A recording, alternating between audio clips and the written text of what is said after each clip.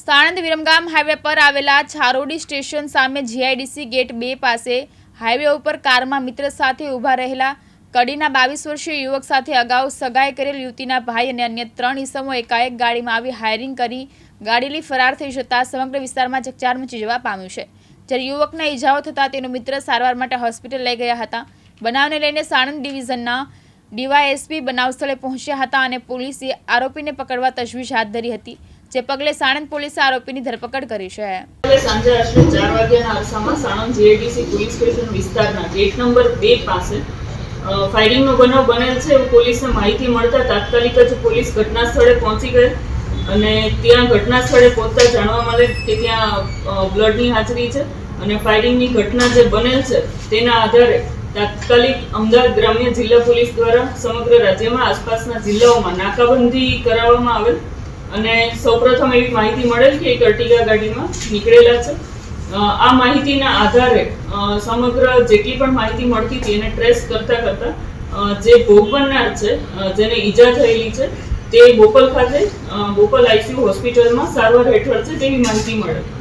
તાત્કાલિક પોલીસ ત્યાં પહોંચી ગઈ અને સમગ્ર ઘટના એ પ્રમાણે છે કે આ બનાવમાં ભોગ બનનાર નામે ફરીદ ખાન દિલાવર ખાન પઠાણ રહે કડી એમના પિતા દિલાવર ખાન પઠાણે આ સમગ્ર મામલે ફરિયાદ આપેલી છે। આ ફરદીનને સગાઈ જે આ બનાવમાં ફાયરિંગ જેમણે કરેલું છે તે આરોપી નંબર 1 અનાવર તેણે ફરદીન ઉપર ફાયરિંગ કરેલું છે અને ફરદીનની સગાઈ જે છે અનાવરની બેન સાથે થયેલી હતી અને એમની અંગત અદાવત અને બંદૂક ચાલતા હતા ઘણા લાંબા સમયથી અને જેના કારણે આ સમાધાન કરવાના બહાને અનાવર અને તેનો મિત્ર આરીફ જે છે જે વિરોચનનગર ખાતે રહે છે તેણે ફરદીનને આ વિસ્તારમાં બોલાવેલા હતા અને સમાધાન કરવાના બહાને તેને બોલાવીને ત્યાં મળેલા અને તેના ઉપર એક રાઉન્ડ ફાયરિંગ કરેલ। ઈજાગ્રસ્તની સાથે કારમાં તેના 3 મિત્રો હતા જે તમામ કડીના રહેવાસી છે અને આ જેણે ફાયરિંગ કરેલું છે તે અનાવર પણ કડીનો રહેવાસી છે। આ 3 મિત્રો ઈજાગ્રસ્તને તાત્કાલિક હોસ્પિટલ ખસેડે અને હાલમાં તે જે ઈજાગ્રસ્ત છે તે સારવાર હેઠળ છે।